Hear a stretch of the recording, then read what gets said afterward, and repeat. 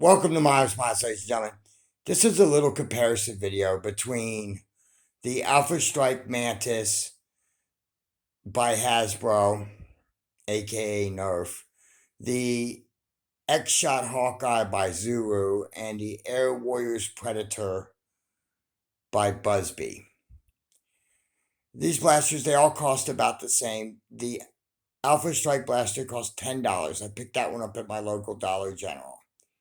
The xshot Hawkeye, I paid $10 and I picked it up at Amazon, of all places.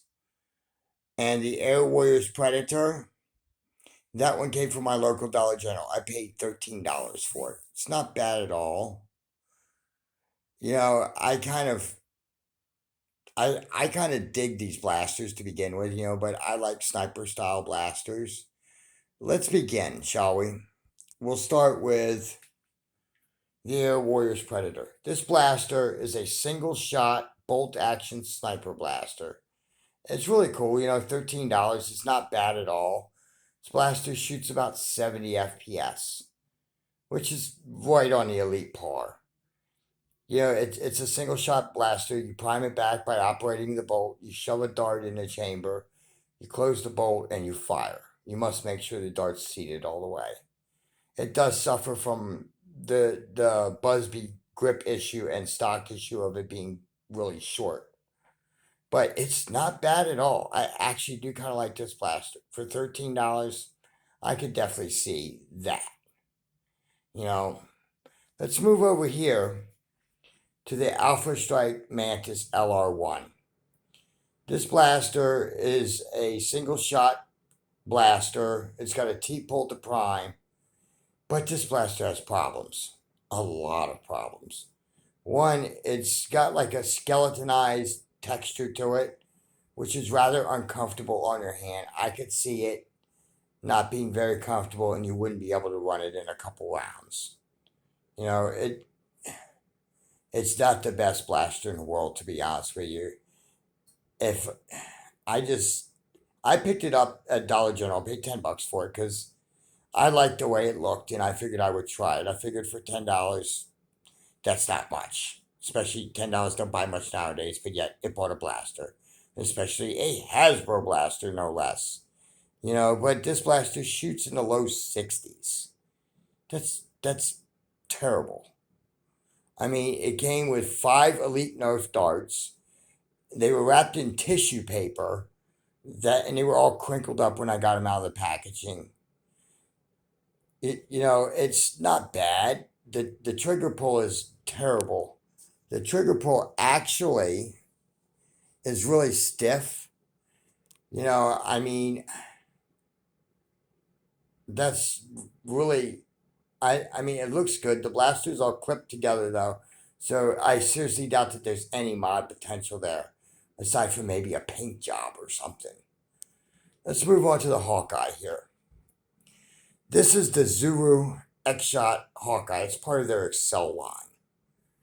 This is a spring-powered blaster, fires a single shot at a time, and it's not bad. This blaster shoots in the low 90s. It's really nice. Actually, I like it. I like it a lot. I mean, it's got a really nice scope to it. The Buzz Bee Air Warriors blaster also has a nice scope too. You can actually look through them and see what you're looking at. The Hasbro blaster over here, that scope is just there for decoration. It has no function, no anything to it. The Hawkeye is a really great blaster. I was actually blown away with it when I ran it over my chronograph when I picked it up. I mean, there is definitely mod potential in the Hawkeye. I've seen people take this blaster, blow out the dart pegs, and pop out the air restrictor and get it to shoot short darts. I'll probably do that with one of these blasters. I have 2 of them. I got them very cheap. Like I said, I paid $10 a piece for one, and the other one I got part of a set called the Ultimate Shootout Pack. But it's rather nice. It's got onboard dart storage and everything. The Air Warriors blaster, it has onboard dart storage for 4 darts in the stock. I think that's a nice feature too. But this one over here, you can tell with their Alpha Strike line, it's designed to see how cheap they can get it to where it still functions. Well, they succeeded with that one, that's for sure. $10, that one would be a hard pass. I mean, I just would not even touch it with a 10-foot pole. I mean, I bought it just mainly for a comparison, and that was about it, to compare it against these other two guys here, because they were all in the same price range, basically within a couple dollars. And I figured it would be a good comparison to have one from three major companies. So if I had to make a pick, I would pick up the Hawkeye first. It's a rather nice blaster. It shoots at 90 FPS. It's got onboard dart storage. The faux scope on it's actually rather nice looking on it. It's a center break blaster. You load the dart in the chamber, you close the breech, you prime it, and then you can fire it and you get 90 FPS out of it with the included xshot darts. For a second choice, I would definitely say it would be the Air Warriors Predator. I mean, it's a very nice blaster, to be honest with you. I like it, even though it doesn't shoot very hard. It only shoots about 70 FPS, if I remember right. But the scope is rather nice on it as well. The last one I would pick, if they absolutely did not have any of those other two blasters at the store and I only had $10, then I would pick the Alpha Strike blaster. But nobody really should pick that Alpha Strike blaster. It's terrible.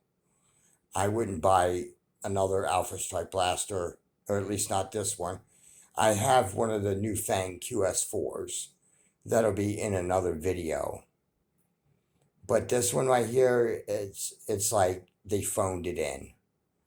But I would definitely go with the Hawkeye first. Then I would go with the Air Warriors blaster, and then maybe the Alpha Strike blaster if I had any other inclinations. But in any event, thanks for watching my comparison video. This is Miler's Mods signing off.